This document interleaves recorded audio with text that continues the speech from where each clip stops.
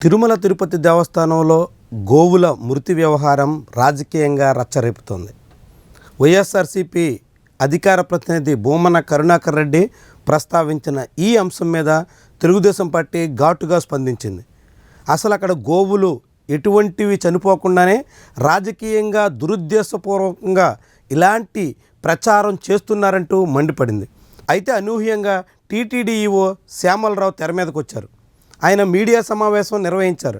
ఆ సమావేశంలో భూమన కరుణాకర్ రెడ్డి మీద తీవ్రమైనటువంటి విమర్శలు గుప్పించారు. గతంలో భూమన చైర్మన్గా ఉండగా అనేక రకాల అవకతవకలు జరిగాయంటూ ఆరోపించారు.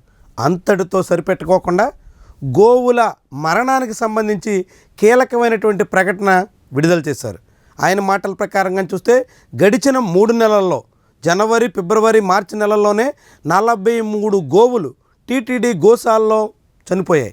అంటే చాలా పెద్ద సంఖ్య అన్నట్టు. సుమారుగా నెలకి 15 చొప్పున ఆవులు చనిపోతుంటే టీటీడీ వాటిని నియంత్రించడానికి, ఆ మరణాలని నివారించడానికి ఎటువంటి ప్రయత్నం చేసిందన్నది ప్రస్తుతానికి ప్రశ్నార్థకంగా కనిపిస్తుంది. ఈ వ్యవహారం మరోసారి రాజకీయంగా దుమారం రేపే అవకాశం కనిపిస్తుంది. వాస్తవానికి ఆవులు చనిపోకుండానే రాజకీయంగా దురుద్దేశపూర్వకంగా వైఎస్ఆర్సీపీ ప్రచారం చేస్తోంది అంటూ టీడీపీ ఎదురుదాడి చేస్తుంది. అలాంటి సమయంలో టీటీడీ ఈవో తెర మీదకు వచ్చి గడిచిన 3 నెలల్లోనే 43 ఆవులు చనిపోయాయని అంగీకరించడంతో వైఎస్ఆర్సీపీ వాదనకు బలం చేకూర్చినట్టయింది. ప్రతి 2 రోజులకి ఒక ఆవు చొప్పున చనిపోతున్నప్పటికీ టీటీడీ దానికి తగ్గట్టుగా వ్యవహరించలేదు అనేటువంటి అనుమానం కలగక మానదు. టీటీడీ వైపు నుంచి తగినంత పర్యవేక్షణ లేకపోవడంతోనే గోశాలలో ఆవులు చనిపోతున్నాయి అంటూ సామాన్యులు సైతం అనుకునేదానికి టీటీడీ ఈవో వ్యవహారం ఆధారంగా మారుతుంది. ఇది శ్యామలరావు తీరుని అద్దం పడుతుంది. వాస్తవానికి శ్యామలరావు గతంలో కూడా ఇదే రీతిలో వ్యవహరించారు. తిరుమల తిరుపతి దేవస్థానం కేంద్రంగా నెయ్యి కల్తీ జరిగింది. ఆ నెయ్యిలో గొడ్డు కొవ్వు, పంది కొవ్వు లాంటివి కలిశాయి.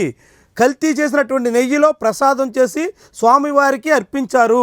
స్వామివారికే కాదు, భక్తులకు కూడా ఆ కల్తీ నెయ్యితో చేసినటువంటి ప్రసాదం అమ్మకాలు సాగాయి అంటూ 2024 సెప్టెంబర్ మాసంలో సీఎం చంద్రబాబు ఆరోపణ చేస్తే ఆ తర్వాత శ్యామలరావు మీడియా సమావేశం పెట్టి నెయ్యి కల్తీ జరిగింది కానీ దాన్ని ఎటువంటి ప్రసాదాలకి వాడలేదు, కల్తీ జరిగినటువంటి అనుమానం కలిగినటువంటి నెయ్యిని వెనక్కి పంపించాం, కాబట్టి ఇక్కడ ప్రసాదాల్లో కానీ స్వామివారికి అర్పించినటువంటి వాటిలో కానీ ఎక్కడ కల్తీ జరిగినటువంటి దానికి ఆస్కారం లేదు అనేటువంటి రీతిలో టీటీడీ ఈవోగా శ్యామలరావు చేసినటువంటి ప్రకటన పెను దుమారం రేపింది.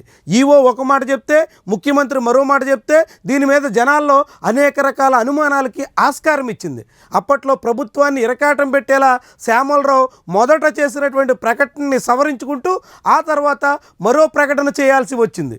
ఇప్పుడు సరిగ్గా శ్యామలరావు మరోసారి రాష్ట్ర ప్రభుత్వాన్ని, అధికార పక్షాన్ని చిక్కుల్లో నెట్టేలా వ్యవహరించారు. ఏకంగా 3 నెలల్లోనే 43 ఆవులు మరణించాయంటే ఎంత పెద్ద విషయంగా భావించాల్సి ఉంటుందో టీటీడీ ఈవోకు తెలియక కాదు. అయినా ఆయన యథాలాపంగా 43 ఆవులు మరణించాయి అంటూ అధికారికంగానే చెప్పేశారు. అంటే అధికారికంగానే 43 ఆవులు చనిపోయాయని అంగీకరించారంటే ఇంకెన్ని ఆవులు చనిపోయి ఉంటాయో అనేటువంటి సందేహం చాలామందిలో కలగక మానదు. అదే సమయంలో గత ఏడాది కూడా సుమారు 170 వరకు ఆవులు మరణించాయి అనేటువంటి లెక్కలను కూడా ఆయన వెల్లడించారు. అంతకుముందు లెక్కలు లేవంటూ చెప్తూనే గత ఏడాది 170 ఆవులు చనిపోయాయి అనేటువంటి రీతిలో ఈవో ప్రకటన చేసినటువంటి తీరు కూడా అనేక రకాల ప్రశ్నలకు ఆస్కారం ఇస్తుంది.